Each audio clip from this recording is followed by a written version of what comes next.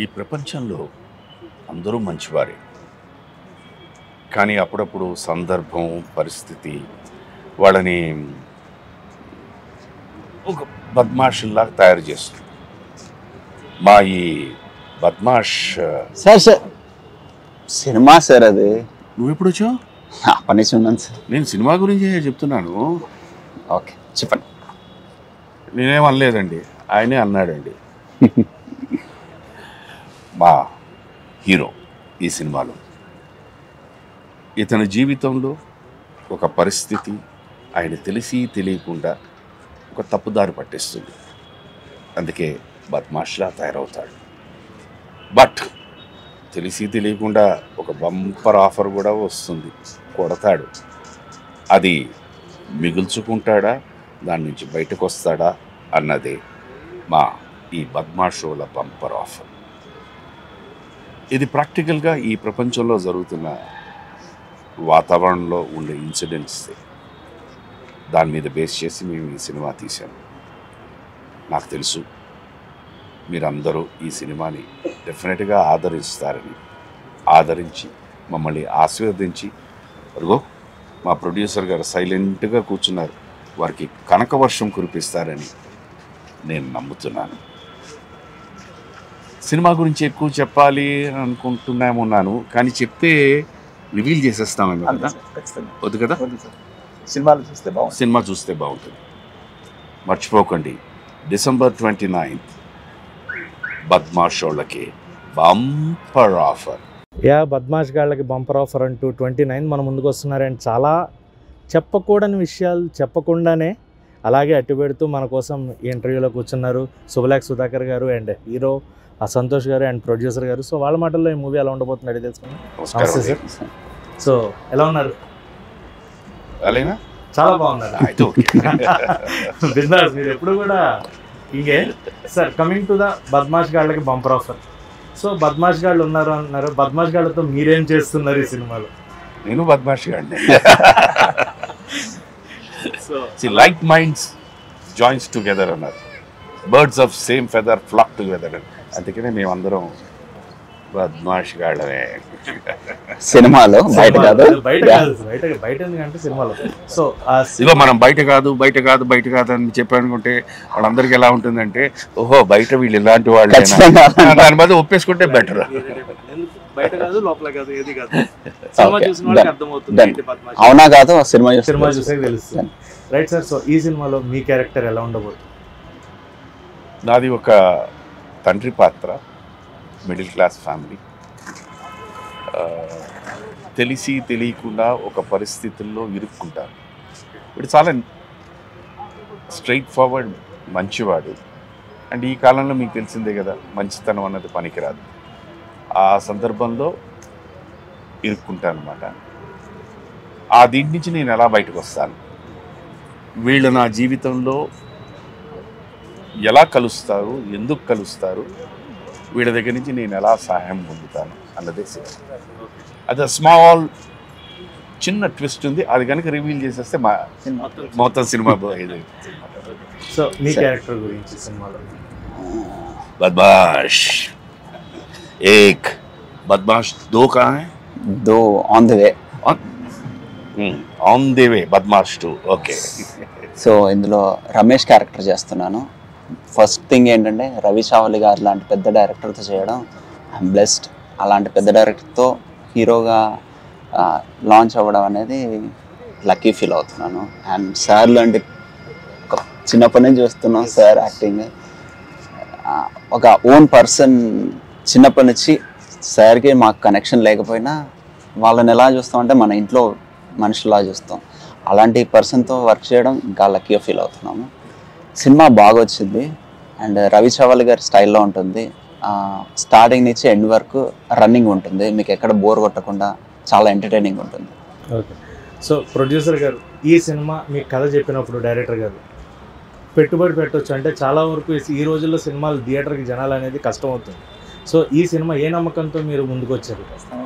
Director గారు పెద్ద director గారు, ఆల్రెడీ నంది అవార్డు గ్రహీత, తనకు చాలా పెద్ద పెద్ద హీరోలతో చేసేసే అనుభవం ఉంది. ఇంకా సార్ ఉన్నారు ఎలాగో పెద్ద టెక్నిక్ హీరో వాళ్ళు, కొత్త వాళ్ళు అయినా కూడా టెక్నీషియన్స్ అందరూ చాలా పేరున్న టెక్నీషియన్స్. ఖచ్చితంగా ఎటువంటి పరిస్థితుల్లో కూడా మనం పెట్టిన డబ్బుకు ₹1కి ₹10 వచ్చే సినిమానే అవుతుంది కానీ అన్న నమ్మకం మొదటి నుంచి ఉండదు. ఇక్కడ నేను ఒక చిన్న విషయం అండి, ఇవాళ ఉన్న ఆడియన్స్ పాయింట్ ఆఫ్ వ్యూలోని వాళ్ళ కొత్త పాత అని చూడండి, వాళ్ళు ఓన్లీ చూసేది కంటెంట్. ఆ కంటెంట్ కనుక బ్రహ్మాండంగా ఉండి అది వాళ్ళకి మనసుకు అతుక్కుందంటే ప్రతి జీవితమే నవరసాలతో కూడిందండి. ప్రతి ఒక్కళ్ళ జీవితంలోనూ ఏదో ఒక సందర్భం, ఏదో ఒక ఇన్సిడెంట్ తగులుతూనే ఉంటాయి. దాన్నే మన సినిమా కింద రిఫ్లెక్ట్ అవుతాం. నాకు తెలిసి డెఫినెట్గా ఈ పాయింట్ ఇప్పుడు యాక్చువల్గా చాలామంది జీవితాల్లో జరిగింది. దానివల్ల ఎఫెక్ట్ అయిన వాళ్ళు ఉన్నారు, దానివల్ల నుంచి బయటకు వచ్చిన వాళ్ళు ఉన్నారు. సో ఆ నమ్మకం నాకు. సో మీరు ఆల్మోస్ట్ 3 తరాల నుంచి చూస్తూ వస్తున్నారు, ఇండస్ట్రీ ఎలా ఉంది, మార్పులు జరుగుతూ వస్తున్నాయి, టెక్నాలజీ మారుతుంది, ప్రజెంట్ సిచ్యువేషన్స్ అయినట్టు మారుతుంది. సో మీరు గమనించిన మార్పులు అంటే ఇప్పుడున్న జనరేషన్కి జనాలు థియేటర్కి రావడానికి కొంత తగ్గుతుంది కూడా. సో ఏం జరగడం వల్ల ఈ మార్పులు మనకి ఇండస్ట్రీ ఇవాళ ఏమైపోయిందంటే ఒకనప్పుడు సినిమాకి అనేసరికి ఏమైపోయిందంటే మనం ఒక 5:30, 6 వెళ్ళి సినిమాకి వెళ్దామా అంటే వెళ్ళిపోయేవాడు. బట్ ఇవాళ అది కాదు, ఆ ప్రక్రియ కాదు. ఇవాళ సినిమా అనేది ఒక ప్లాన్. ఇది తర్వాత మనకేమైపోతుంది, ఇదివరకు ఏంటంటే ఒక థియేటర్కి వెళ్ళామంటే 3 థియేటర్స్ ఉండేవి. ఓ సినిమాకి వెళ్దామని అక్కడ టికెట్లు దొరకని రెండో సినిమాకి వెళ్ళిపోయేవారు. సో అలాగే ఇవాళ అలా కాదు, మీకు పలానా థియేటర్లో ఒక్క సినిమా ఉంటుంది, దానికి వెళ్తేనే మీరు వెళ్ళగలరు, ఆల్టర్నేటివ్ దొరకదు. అక్కడి నుంచి మళ్ళీ ఇంకో దగ్గరికి మీరు వెళ్ళాలనేసరికి టైం అయిపోతుంది. మీకు తెలిసిందే ఇవాళ ఉన్న ట్రాఫిక్ కానీ ఇది కానీ. So it is becoming difficult and of course to be very frank expensive also. నాకు తెలిసి మా రోజుల్లో ₹10 వాజ్ ద హైయెస్ట్. ఇవాళ ₹10 ఏమొస్తుంది, ఇంటర్వెల్ కూడా రావట్లేదు. సో ఒకనప్పుడు ఏంటంటేనండి ₹10 హైయెస్ట్ టికెట్ అంటే ఒక ఫ్యామిలీ ఆఫ్ 4 అంటే వారానికి 40, 4 వారాల 5 వారాలు వేసుకోండి, నెలకి ₹200, 5 వారాలు వేసుకుంటే ప్లస్ అక్కడ థియేటర్కి వెళ్ళిన తర్వాత ఆ మిగతా ఆ ఖర్చులు ఈ ఖర్చులు చూసుకున్నా కూడా మీకు ఇంకో ₹250, ₹300 పోనీ గట్టిగా వేసుకుంటే ఇంకో 500 వేసుకుంటాం. సో ఒక నెలకి ₹1000 ఖర్చు పెడితే మీకు ఎంటర్టైన్మెంట్ వచ్చేసేది. ఇవాళ సాధ్యమా? దాన్ని 4 అయిపోయింది, 3 అయిపోయింది, 2 అయిపోయింది. సో ఒక ₹20,000 for a family of 4 to go to a film and watch every week is expensive. So దానివల్ల తెలియకుండా అలా క్రమంగా తగ్గుతుంది. రైట్. సో మ్యాడ్ సినిమాలో చేశారు అండ్ ఇప్పుడు వెంటనే ఈ సినిమాతో హీరోగా. సో ఎలా అనిపిస్తుంది, అంటే జర్నీ అనుకున్నట్టుగానే వెళ్తుంది అనుకుంటున్నారా? అంత ఈజీ అయితే కాదు, మరి సార్ వాళ్ళు ఉన్నప్పుడు అది ఈజీయో కాదు తెలియదు, కానీ ఇప్పుడైతే చాలా టఫ్ ఉంది. లైఫ్ ఎప్పుడు ఈజీగా లేదన్న, లైఫ్ ఈజ్ ఆల్వేస్ డిఫికల్ట్. ప్రతి వ్యక్తి కష్టపడితే కానీ మనం ఇది రాదు. అయితే మనకున్న గ్లామర్ ఫీల్డ్ ఏంటంటే because attraction is more. So దాంతో ఒక్కసారి కనుక ఆ సక్సెస్ అన్నది టచ్ అయిందనుకోండి, immediate overnight your change అయిపోతుంది. ఇప్పుడు వాళ్ళు బాగా చేశారు, కష్టపడుతున్నారు. నాకు వీళ్ళందరిలో నచ్చే గొప్ప విషయం ఒకటి ఉంది, అది నేను తలుచుకున్నప్పుడల్లా భయపడుతూ ఉంటాను. వీళ్ళు ఒకసారి మనం రిహార్సల్ చేద్దామా అని నేను అడుగుతూ ఉంటే లేదు సార్ టేక్ చేసేద్దాం అంటారు. అది వాళ్ళ కాన్ఫిడెన్స్లో వచ్చి ఒక్కొక్కసారి ఫస్ట్ నేను అది 2-3 సార్లు విన్న తర్వాత నాకు ముందు చూసుకోండి ఇదేంటి ఇలానే, but the way they were performing I was surprise. So నేను వీళ్ళ స్థాయికి ఎదగాలి, అది 100% చెప్తున్నాను. నాకు ఎందుకంటే ఆ రిహార్సల్ చేయాలి, నాకు అది పట్టు రావాలి, కరెక్ట్గా ఉండాలి. వచ్చిన తర్వాతే నేను ఐ గో డౌన్. బట్ అంటే సార్ వాళ్ళు ఏంటంటే ఎవరిని చూసి నేర్చుకోలేదు, వాళ్ళు అక్కడ ఉండి నేర్చుకున్నారు. మాకు ఈజీ ఏంటంటే సార్ వాళ్ళని చూసి, అంటే మీ మూవీస్ అన్ని చూసి ప్రతి సో మాకు ఈజీ అయిపోయింది సార్. మీరు మా జనరేషన్ అంటున్నారు, మేము మా ప్రీవియస్ జనరేషన్, వాళ్ళు ఇంకా నిజంగా ఏమీ నేర్చుకోకుండా చేసిన వాళ్ళు అంటే ఫస్ట్ బ్లాక్ అండ్ వైట్ అరా, వాళ్ళకి ఏం తెలియదు సినిమా అంటే ఏంటి, 0. Yeah. And most of them నాటక రంగాల నుంచి సినిమాకి వచ్చిన వాళ్ళు. So that was a different thing. Each day is a learning process నాన్న. True sir. కానీ సార్ చెప్పిన అతి పెద్ద అబద్ధం ఏమంటే మేము చిన్నవాళ్ళని చూసి నేర్చుకోవాలంటారు. సార్ పర్ఫార్మెన్స్ ఎలా ఉందో ట్రైలర్ చూస్తేనే మీకు అర్థమైపోతుంది. అలాంటి సినిమాలో చూస్తే ఇంకా మీకు పూర్తిగా కూడా అడగబోతుంది. ఎందుకంటే సార్ చేస్తున్నారు సినిమా అంటేనే అది ఖచ్చితంగా ఒక కంటెంట్ ఉండి పబ్లిక్లోకి వెళ్తుంది అనుకుంటేనే sir will come forward. So అలాంటి కంటెంట్ మీకేమనిపించింది సార్ ఈ మూవీలో? మేజర్ ఏంటంటేనండి, ఇది నేను నమ్మే ఒక స్ట్రాంగ్ కన్విక్షన్ అండి. నటుడు అన్నవాడు he comes only at the end. ఒక దర్శకుడు కానీ, ఒక రచయిత కానీ, కథా రచయిత కానీ వాళ్ళు కూర్చొని ఒక సబ్జెక్ట్ని తయారు చేయడానికి చాలా కాలం పడుతుంది. దాంట్లో అనేక రకాల పాత్రలు ఈ పాత్రకి పలానా వాళ్ళు, ఈ పాత్రకి పలానా వాళ్ళు అని వాళ్ళు అనుకుని మా దగ్గరకు వస్తారు. ఇక్కడికి వచ్చిన తర్వాత నేను సెట్కి వెళ్ళిన తర్వాత ఏమైపోతుంది, ప్రతి వ్యక్తికి ఒక వైవిధ్యమైన ఆలోచన ఉంటుంది. నేను ఆలోచించేటట్టు మీరు చేయరు, మీరు చేసినట్టు వీరు చేయరు, వీరు చేసినట్టు. సో అక్కడికి వెళ్ళిన తర్వాత ఒకసారి ఏమైపోతుందంటే ఇది ఇలా చేస్తే బాగుంటుందా, ఇలా చేస్తే బాగుంటుందా అనే ఆలోచన నాకు. బట్ దర్శకుడు అన్నవాడు, కథా రచయిత అన్నవాడు ఏం చేస్తారు, సార్ మీరు ఇలా చేశారనుకోండి ఈ సినిమాకి ఇక్కడ దెబ్బ కొడుతుంది, సో మీరు ఇలా చేస్తేనే ఇది కరెక్ట్గా ఉంటుందని మమ్మల్ని ఆ గ్రూవ్లో పెట్టారు. సో అందుకని they call the director as the captain of the ship. So ఈ కథకు మూలంగా మీరు ఆల్రెడీ ఆయన ఇంద్రసేన గారు కూడా ప్రీవియస్గా చాలా సినిమాలు చేస్తున్నారు. అండ్ ఈ సినిమాలో మీ ఇద్దరు కలిపి చేయబోతున్నారు. మీ ఇద్దరు కాంబినేషన్ ఎలా ఉండబోతుంది? డే 1 అంత ఎక్స్పెక్ట్ చేయలేదు, అంటే సింక్ అవుతాడో లేదో. బట్ డే 2 నుంచి సింక్ అయిపోయాం. నాట్ ఓన్లీ ఇంద్ర గారు, even DOP Vijay C Kumar గారు కానివ్వండి, డైరెక్టర్ కానీ, మేమంతా ఫ్రెండ్లీగానే చేసాం. ఈవెన్ సార్ కూడా. కాకపోతే సార్తో ఇబ్బంది ఏంటంటే నన్ను సార్ అని పిలుస్తారు. ఎందుకు సార్, చిన్న అన్న అసలు అవసరం? సార్ అన్నది వయసుతో కాదు నాన్న, అదొక మర్యాద. నాకెందుకు సార్ మర్యాద? అది అంటే మాకు నేర్పించింది అది అనుకోండి. పోనీ నాకున్న ఒక మైనస్ క్వాలిటీ అనుకోండి. ఎందుకంటే నేను సినిమా ఇండస్ట్రీకి రాకముందు మీకు చెప్పిందే హోటల్ ఇండస్ట్రీలో పనిచేసిన వాడిని. సో అక్కడ డెఫినెట్గా అందరినీ సార్ అనే పిలవాలి. సో అది అలవాటు అయిపోయింది. సార్ ఈ మూవీలో మీరు ఈ కాలం కుర్రాలతో మొత్తం అంతా కూడా ఈ జనరేషన్ వాళ్ళతో చేసుకుంటూ వచ్చారు.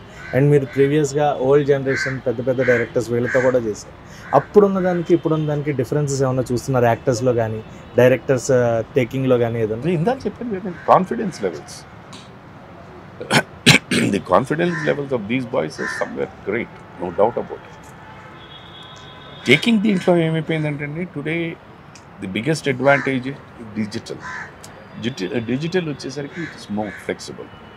సో ఆ రోజుల్లో ఫిల్మ్ అనేసరికి ఏంటంటే మనకి ఇంత ఫుటేజే ఉండాలి మీకు. ఎందుకంటే నాట్ ఓన్లీ మీరు తీయడం కాదు, ఎందుకంటే ఒక్కొక్క నిర్మాతకి ఇన్ని రోల్స్ అనే ఇచ్చేవారు.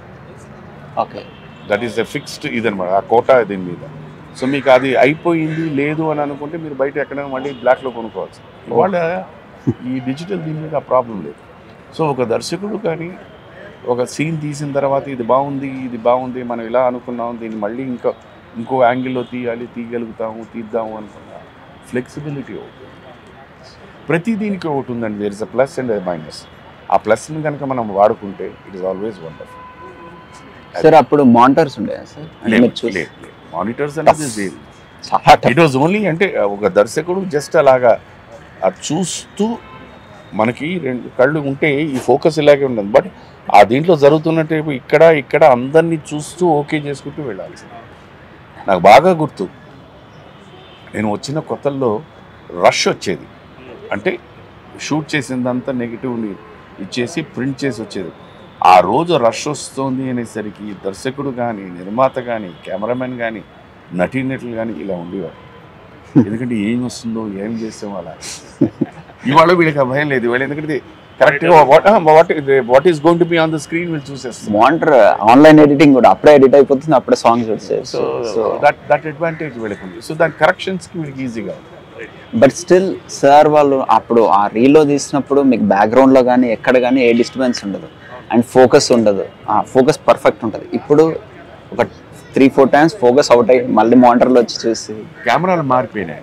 ఇప్పుడు ఏంటంటే cameras are become so sophisticated. So మీరు నమ్ముతారా లేదా, ఇప్పుడు ఎదురుగుండా మనకి క్యానన్ కెమెరా పెట్టుకుని సినిమా షూటింగ్ చేస్తున్నారు. మాకు ఒకనప్పుడు ఇది చూస్తుంటే స్టిల్ ఫోటోగ్రఫీలో ఉంటుంది. సో ఇదా కెమెరా ఇంతేనా అనిపిస్తుంది, ఇది ఇంతే అంతే. Right sir. సో అప్పుడు లాస్ట్ క్వశ్చన్, డైరెక్టర్స్ ఒక సంవత్సరంలో, డైరెక్టర్లే కాదు యాక్టర్లు మీరు కూడా సంవత్సరంలో 6 సినిమాలు 10 సినిమాలు, కృష్ణ గారు హీరోగా ఉండి ఒకే సంవత్సరంలో 18 సినిమాలు చేసిన వాళ్ళు. కానీ ఈ కాలంలో అది తగ్గుతోంది కంపేర్ టు చూసుకుంటే కనుక. ఒక మనిషి సంవత్సరానికి ఒక సినిమా చేసినా చాలు అనే పొజిషన్కి వచ్చింది. దాన్ని ఎలా తీసుకోవాలో దానికి నాలాంటి వాడికి కొంచెం కష్టమైనట్టు చెప్పడం. మేబీ మన హాలీవుడ్ స్టైల్ ఫాలో అవుతున్నారు అనుకుందాం. ఎందుకంటే హాలీవుడ్లో కూడా వాళ్ళు ఒక సినిమా ఒప్పుకున్నారంటే అది ఫినిష్ అయిన తర్వాత కొత్త సినిమాకి వెళ్ళేవారు. అది మేజర్ ఏంటంటే ఆ పాత్ర తాలూకా వేషధారణ, తర్వాత ఆ బాడీ మెయింటెనెన్స్ దీనికోసం. సో ఆ జోనర్లోకి వచ్చి ఇప్పుడు ఉన్న వాళ్ళందరూ అలా పనిచేస్తున్నారని అనుకోవచ్చు. ఒకటి. 2, you can say safe bet అని అనుకోవచ్చు. ఇంకా దాని అండ్ మించి ఇంటర్నేషనల్గా చూస్తున్నారు కాబట్టి డెఫినెట్లీ ఆ కేర్ తీసుకుంటారు. ఎవరు హరీబరి ఎవరు చేయట్లేదు. హరిబరి ఎవరు చేయట్లా, బట్ జనాల్లోకి వెళ్ళాలి అని ఉన్న కంటెంట్ని కూడా క్రిస్ప్గా చేసుకునే టైంని ఇదివరకు నిడివి 3 గంటలున్నా చూసేవారు జనాలు. ఇప్పుడు 2 గంటలు ఒక పాట పెట్టి 2 పాటలు పెడితే అయిపోతుంది. అప్పుడు 6 పాటలు కంపల్సరీ ఉండేది మన ఆ ఒక 10-15 ఇయర్స్. లేదండి, ఇప్పుడు ఈ మధ్యన మీరు యానిమల్ అనే సినిమా చూస్తే అది ఆల్మోస్ట్ 3.5 గంటలు అయిపోయింది. చూస్తున్నారు కదా, పెద్ద హిట్ కదా. మేజర్ ఒకటేనండి, ఈ ప్రపంచంలో ఎక్కడ పుట్టినా నవరసాలు అన్నది కామన్, ఓన్లీ పాళ్ళు మారుతూ ఉంటాయి. సో ఏ వ్యక్తినైనా వాళ్ళకి సంబంధించిన ఆ ఎమోషన్ని ఈవెన్ ఇఫ్ ఇట్ ఈస్ -0.0000000.1 మీరు ట్రికిల్ చేయగలిగితే they will connect. So 29th ఈ బద్మాష్ గాళ్ళకి బంపర్ ఆఫర్ అనేది వస్తుంది. సో మీకు ఈ సినిమా ఖచ్చితంగా ఒక బంపర్ ఆఫర్ అవ్వాలని మనస్ఫూర్తిగా అండ్ సార్ బ్లెస్సింగ్స్ తోటి ఆటోమేటిక్గా ఖచ్చితంగా అంటే సార్ కూడా బ్లెస్సింగ్స్ కావాలి. మీకు ఫైన్, మీకు దేవుడి బ్లెస్సింగ్స్, సినిమాకి మీ బ్లెస్సింగ్స్. ఎందుకంటే మీరు చేస్తున్నారంటేనే ఖచ్చితంగా ఒక హోప్ అనేది సినిమా పైన. మా బ్లెస్సింగ్స్ అనేది ఏంటంటే వన్స్ నేను అక్కడ వెళ్ళిన తర్వాత the maximum way I can cooperate అన్నదే అలాగో ఫ్రెండ్లీ. Super sir. నాకు క్వశ్చన్ సార్, చెప్పండి. మీరు ఇన్ని మంచి characters, I mean comedy and sentiment అన్ని చేశారు కదా, ద్రోహిలో మీరు చేసిన క్యారెక్టర్ గురించి చెప్తారా? అది నాకు ఫేవరెట్ సార్. అంటే నేను చాలాసార్లు చూసినప్పుడు మొదటిసారి ఉగ్రరూపం చూసాను. చాలా బాగుంటుంది అది. అదే నేను ఇందాక చెప్పాను కదండి, అదేమైపోతుందంటే నువ్వు ఒక కథా రచయిత కనుక ఒక పాత్రని డిజైన్ చేసి ఈ దీంట్లో ఈయన ఫిట్ అవుతాడు అని పెట్టుకున్న తర్వాత ఆల్మోస్ట్ ఏమైపోయిందంటే ఒక 50% వాడు రాసిన పాత్రలోనే ఎలివేట్ అయిపోయింది. అండ్ ఆ సన్నివేశం ఆ కథకి సంబంధించిన ఒక యాప్ సీన్ అయిందండి. సో మీరు ఇంత చేసినా అది అంతలాగా ఉంటుంది. మళ్ళీ మీరు jealous అంటే ఎవరు పిలవలేదు. బాగుండదు సార్. మీరు ఇప్పుడు మీరేమో అంటున్నారు ఆ సీన్ బ్రహ్మాండం అని, నాకు ఇప్పటికీ అది చాలా మంది అంటారు నేను మిమ్మల్ని చంపేయాలనిపించిందండి అని. బట్ నేను కూర్చొని ఆలోచించుకున్నప్పుడు ప్రొడ్యూసర్కి డైరెక్టర్ నచ్చలేదేమో, అందుకే నన్ను పిలవట్లేదు. లేదు సార్, చాలా బాగుంటుంది. ప్రేక్షకులు జీర్ణించుకోలేదేమో సార్ మిమ్మల్ని అలా. యాక్చువల్లీ మీ వాయిస్ కూడా యాక్టింగ్ చేస్తుంది సార్, పర్ఫార్మ్ చేస్తుంది సార్. వాయిస్ కేజీఎఫ్లో కానీ ఇందులో ఏమైనా చేశారు సార్? సెలార్లో లేదు, నేను చేయలేదు. అలాంటి చేయండి సార్, బాగుంటుంది. నాకు చెయ్యాలని ఉంటుంది, రాసేవాళ్ళు రావాలి, ఇచ్చేవాళ్ళు రావాలి. Okay, you are ready to do sir anything. Super. ఒక్కటి నాన్న, as an actor, as a మీకు సీనియర్ 24/7 365 days ఐఎమ్ ఎనర్జెటిక్. ఎప్పుడు ఏ అవకాశం వస్తుందో ఎవరికి తెలియదు. ఆ వచ్చినప్పుడు ఆ ఎనర్జీ అంతా దానికి పెట్టేస్తారు. డీలా పన్ను చేసుకుంటూ వెళ్తాను, వచ్చింది ఓకే ఫైన్. ఆ ఉన్న దాంట్లో ఎంత బాగా చేయగలుగుతాం అన్నది మనది. Rest god, audience. మీరు మమ్మల్ని ఎప్పుడు మోసం చేయలేదు, మోసం చేయరు కూడా. Please watch this film Badmash Gallaki bumper offer December 29th nearby your theaters. And last but never the least, Merry Christmas to all of you, Happy New Year and Happy Sankranti. God bless you all. Thank you.